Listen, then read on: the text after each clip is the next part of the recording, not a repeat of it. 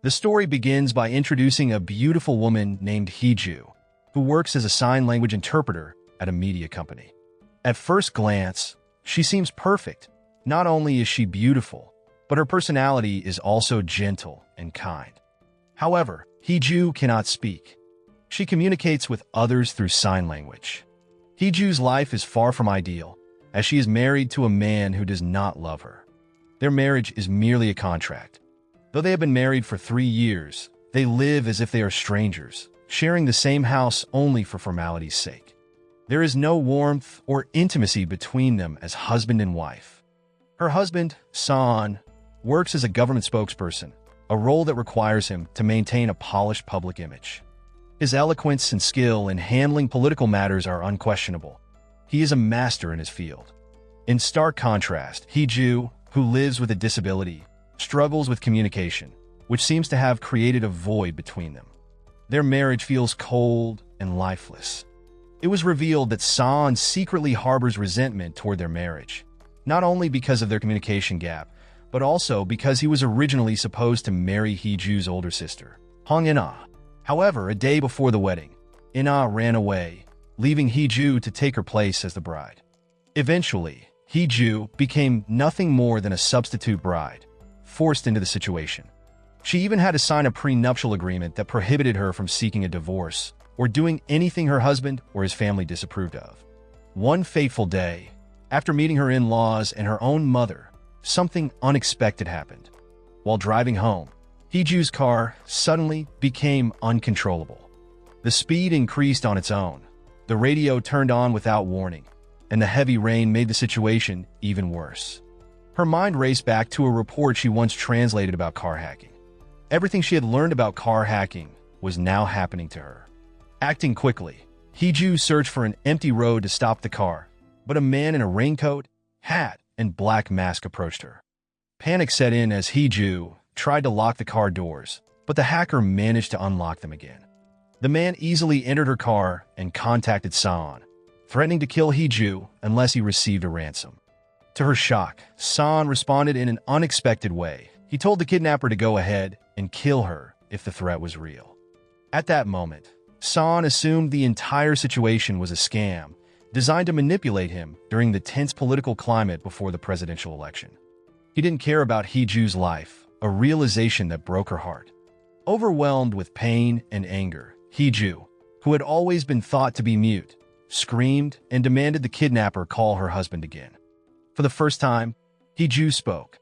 Her first words were curses directed at her husband. She couldn't believe how heartless San was, treating her life as if it had no value.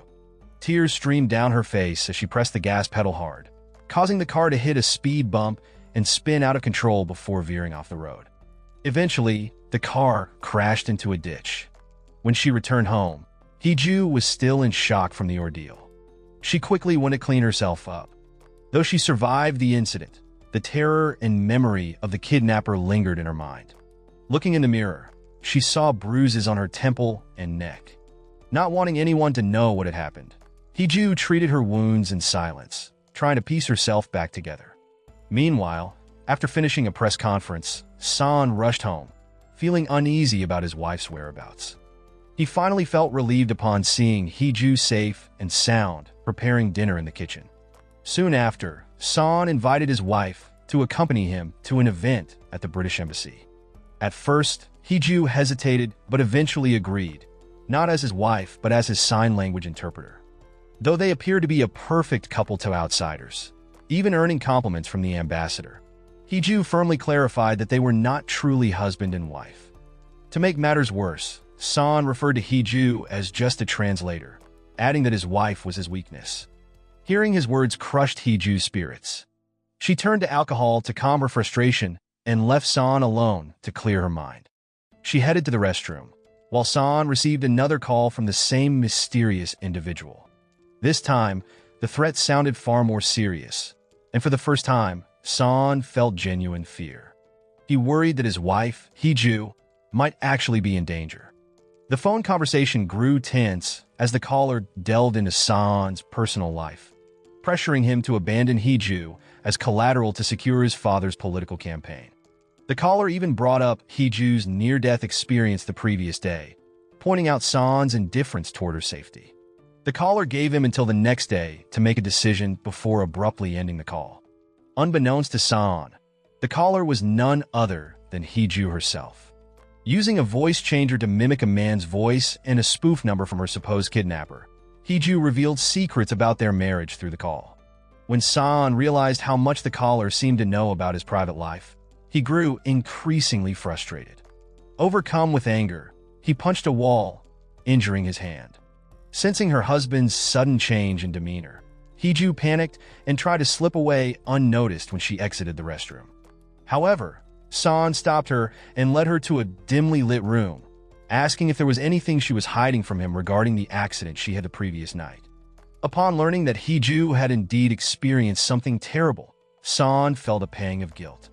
When he noticed the bruises on her neck and temple, he promised to find the perpetrator and urged her to report anything suspicious to him. He also decided to hire a personal bodyguard to ensure her safety. Shortly after, Son's assistant, Dojae, informed him that the perpetrator appeared to belong to a skilled organization, as they used IP addresses that changed every 10 minutes. Son then instructed Dojae to review the guest list from the embassy event, suspecting that the perpetrator might have been present and had detailed knowledge about his family, his activities, and even the event's menu. Meanwhile, at home, Heeju replayed her recorded conversation with Son, feeling satisfied that she had successfully instilled fear in him. She planned to use the phone calls to achieve her ultimate goal, divorce. However, Son returned home earlier than expected, startling Heeju. He announced that he wanted to inspect her car after the accident. While checking, he found little evidence except for the car seat, which had been slashed with a sharp object.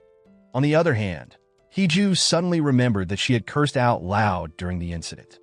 Panicked, she realized that the dashboard camera might have recorded her voice, exposing her secret that she wasn't actually mute. Rushing to the parking area, Heeju found Son still inspecting the car. To her relief, it seemed that he hadn't found anything suspicious on the camera. Son then asked Dojae to review CCTV footage from around the accident site to uncover any further clues. Not long after, Son asked Heeju how she planned to get home since her car was no longer usable. It was revealed that shortly after the accident, both Heeju and the perpetrator had fainted after crashing into a road barrier. Fearing the arrival of the police, the perpetrator fled as soon as he regained consciousness. In his haste, the perpetrator left behind his phone. Seeing this, Heeju called a towing service, and it was then that she noticed the perpetrator's phone was left in her car. Hearing this, Son advised Heeju to take some time off work, but she explained that she already had an appointment the next day to work as a sign language interpreter for a plaintiff who was mute in court. The next day, after finishing her work at the courthouse, Heeju was startled by the sudden appearance of a man while she was in the restroom. Frightened, she hid herself. Her bodyguard, unable to find her near the restroom, assumed she had been kidnapped.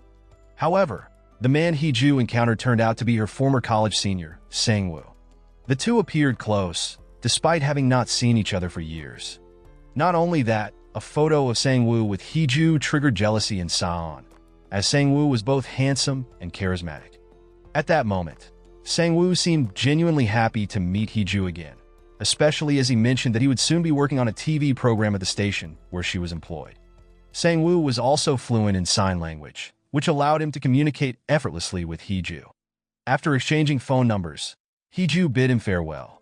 Meanwhile, Son reviewed the CCTV footage, but it provided little information as some areas of the road were not captured. At the same time, Dojae had already checked all the guests at the embassy event, confirming they were official invitees, making it impossible for an intruder to sneak in. In the end, Son instructed Dojae not to spread any news about his wife, as the public was still unaware of her identity, which he had deliberately kept secret. During a meeting, Son found himself distracted by the thought of Heeju's closeness to Sang-woo. He began considering assigning her a job as a translator at the presidential office. When Heeju arrived home, she was surprised by her mother's visit. Her mother brought along fertility tonics and revealing outfits, insisting that Heeju should be a devoted wife to Son and fulfill all his needs. Apparently, her mother didn't want their marriage to fail, as it would negatively impact the business ties between their families. However, in reality, Heju and San had never even shared a bed. Heju felt helpless because her mother always used the well-being of her father, who lived in a nursing home, to pressure her into complying. Deep inside, Heju longed to escape this marriage, which felt more like a prison. Wearing the outfit her mother had given her, Heju boldly used the perpetrator's phone to call San again. San questioned how the caller knew about his marriage to Heju, as this was a secret known only to their closest family members. As a result, San refused to negotiate with the caller. However, Heju sent a seductive photo of herself to convince San that the perpetrator knew intimate details about their married life, including a mole on her thigh. She even threatened to release the photo to the public. When Heju arrived home, she felt anxious, worrying that San might inspect the mole she had just mentioned. However, San only wanted to talk about a job opportunity at the presidential office. He told her that if she wished to continue working, she should work by his side. San then reminisced about 3 years ago, during the early days of their marriage. Back then, Heju had tried her best to fulfill her duties as a wife, as her mother had advised. Yet San constantly ignored her and insisted they shouldn't think of themselves as husband and wife. Over time, both of them grew distant, behaving like strangers despite living under the same roof. The next morning, San showed a surprising change in behavior. He prepared breakfast and asked about the man Heju had met at court. Meanwhile, on his first day at work, Sang-woo was introduced to his colleague Yuri, a charming and friendly news reporter. While this was happening, San remained preoccupied and frustrated, as all analyses of the perpetrator, ranging from voice profiles to personality and criminal records, failed to yield any leads. Do-jae, however, grew suspicious about how the perpetrator had easily entered Heju's car during the earlier abduction attempt.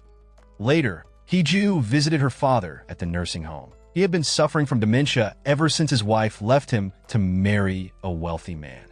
Unable to communicate with him, Heju poured out her exhaustion, expressing her frustration at living in the shadow of Ina and being forced to remain silent despite wanting to break free from it all.